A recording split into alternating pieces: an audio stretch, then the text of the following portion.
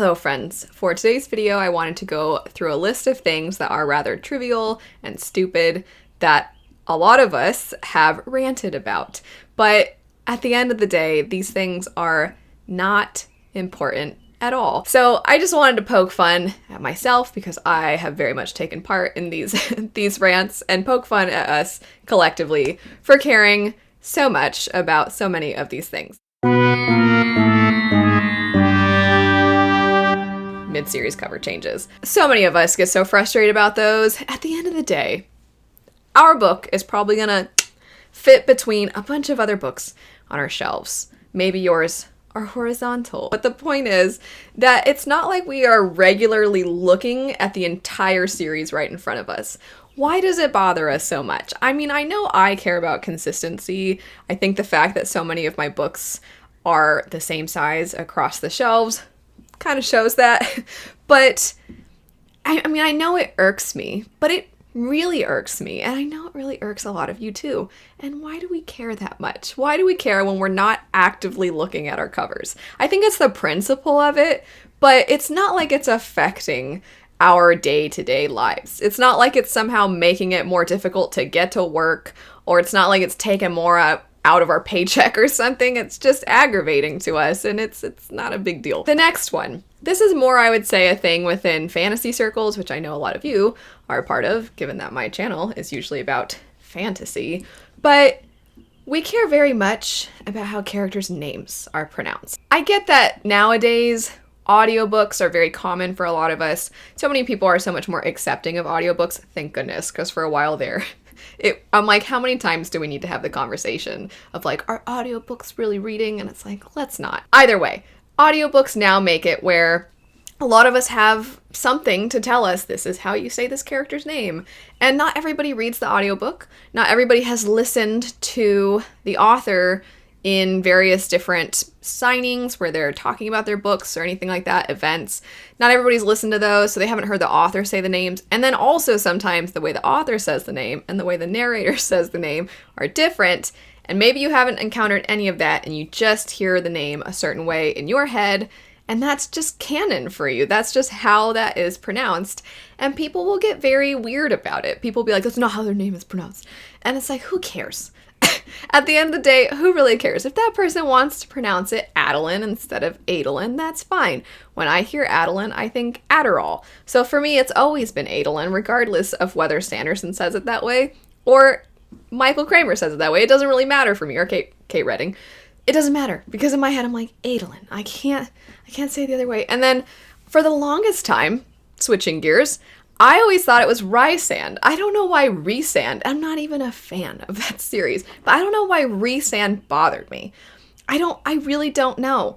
But I was like, no, Rysand sounds stupid. It's Rysand, and it's apparently Rysand. Also, I hope if your name's Rysand, your name doesn't sound stupid. I'm stupid. I just, for some reason, I heard it and I'm like, no, that's not right. One that only some of you will understand. It's Titus. In Final Fantasy X, you can't tell me that it's Titus. That doesn't sound right. It's Titus. But also, again, who cares? The next one, the size of books in the same series. So, why? Sometimes we get books with just like a little tiny difference. And this one, weirdly, I mean, cover changes do bother me more. But this one, we see it more, because when it is on our shelf, every now and then, if you're like me, every now and then I come into this room and I'm just like, my shelves. I love them. And every now and then I just kind of look, and then I'll see a book in a series that's just a little different, and then I'm just like, I love my library. I just have to remind myself of that. Like, it's really not a big deal. Nobody else sees it. It's just me. And it irks me. It irks me a lot. I don't know. I guess for me, I'm like, but did the thing that cuts it somehow, does it change in size? I don't understand. Aren't there dimensions? Isn't this supposed to fit within certain dimensions? Why are the dimensions a half an inch different? I don't know what it is. But it's stupid, because did it change the story? No, it didn't. And did it change the cover? No, the covers will still match, hopefully. So why? Why is it a big deal? It's really not. The next thing. This is a stupid thing I care about. And I don't know if any of you care about this either. But for those of you that like to occasionally put tabs in your books, I don't like it when my tabs don't match the book. To a point where, because a lot of times when I buy tabs, they come with a bunch of different colors, and each thing has a set of tabs that kind of have colors that go together. So it'll be, shades of blue, lighter and darker, and then into like a purple. And then you'll have some that have like pinks and brighter colors. And so I always try to get the one that goes really well with the book. And sometimes I'll use that as a bookmark, and if I need to tab it, I'll tab it. But every now and then I'll run out of a color, and I'm just like, I guess I need to buy more, even though I still have so many other tabs. But in my head, I'm like, but it doesn't match. It doesn't match. And is anyone else like that? I like when things go together. I like when colors go together. I know that those Mistborn editions, that back in the day, I just used whatever tabs I had available to me, and they're like bright highlighter colors. And I actually want to go through and take all of them out and redo them, because I just know that has that. And it's in my head. It's in the back of my head. Like, remember, those don't match. But that might be whoops, I hit the thing. My microphone's on. That might just be a me thing. Okay, another thing that we care too much about. And this one, I don't care about. But some people do. And I'm like, really? And this is the one that doesn't make any sense to me. So, book organization. I care about how my books are organized, because this is my home library. These are my books. I don't care how you organize your books. Whatever system works for you. I don't care if you want to wrap them all and then turn them around. Or, well, that'd be kind of funny if you did both those things. I don't care if you want to wrap them or turn them around. I don't care if you want to do horizontal. I don't care if you want to do a mix of vertical and horizontal. I don't care if you want to color coordinate. I don't care. They're your books. But there will be people that genuinely think that you are less of a reader, or that they can't take your opinion seriously because of how you organize your books. And I'm like, these aren't stupid things we care about. You're just being stupid. You're the stupid one. You're not maybe actually stupid, but that's a weird hang up that maybe you should challenge and be a little introspective about. Like, why do I think that them having their books color coordinated somehow makes them lesser? No, that is dumb. If you think that, I'm like, you need to work on that. That's not a great thought to have. It's a very pointless thought. Anyway, I don't know why it bugs people. I can kind of understand if you're like me, where, things matching and being the same size. Like, if you look at someone's shelf and you're just like, ugh, and you just want to kind of tweak some things, I can kind of get that. But judging a person's intelligence or the worth of their opinions about books because of how their books are organized, I just think is really, really weird. After that, shine versus matte. This goes hand in hand with a lot of the cosmetic ones I've been talking about. The sizes matching, the covers matching. But there's something about shine versus matte when it's in the same series where you just look at it and you're like, why though? Why is this one matte and the other ones are shiny?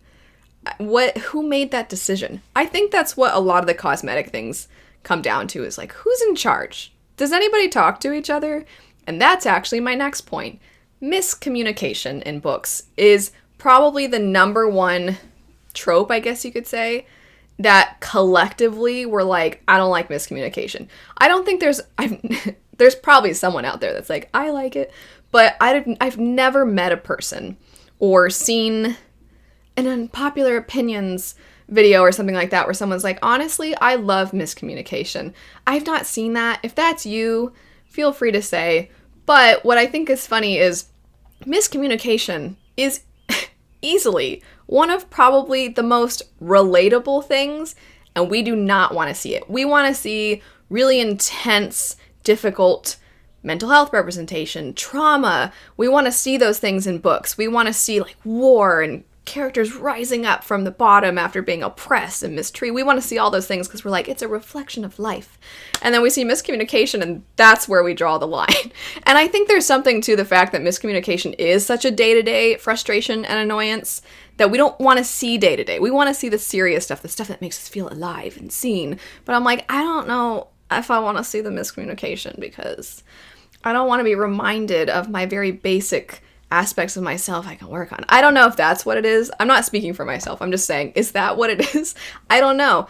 And I think there's a difference between miscommunication done in a way where it's meant to continue the plot, because there's always that, like, the character was gonna say something. Miscommunication and lack of communication, I should clarify.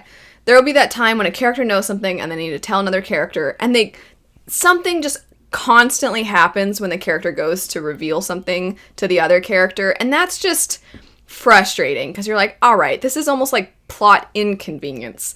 It just feels way too intentional on the author's part and not actually a realistic thing. And then there's miscommunication that is very real, and it's very much tied to how we communicate with each other, how we relate to each other, why for some reason that because of our history, our personality, our attachment styles, why we hear things a certain way and interpret it, and then we run with that and we don't ever clarify or follow up with the person.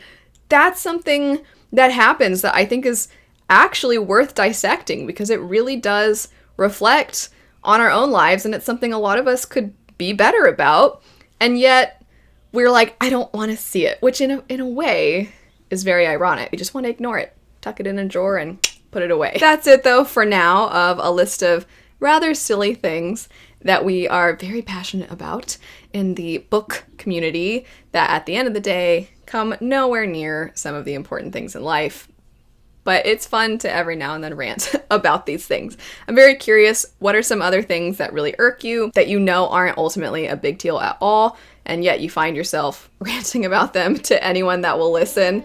But anyway, thanks so much for watching. I hope you all have a lovely rest of your day, and I'll see you later. Bye.